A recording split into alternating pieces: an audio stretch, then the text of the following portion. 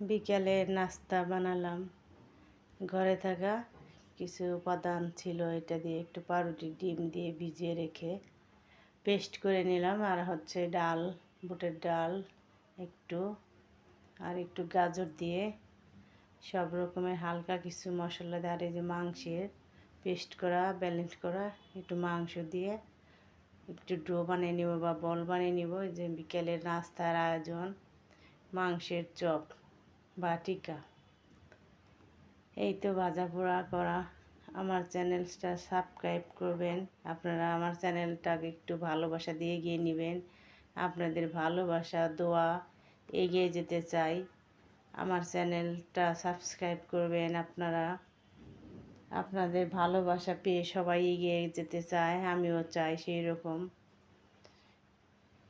আপনাদের ভালোবাসা নিয়ে এগিয়ে যাব, এটাই মনে আশা।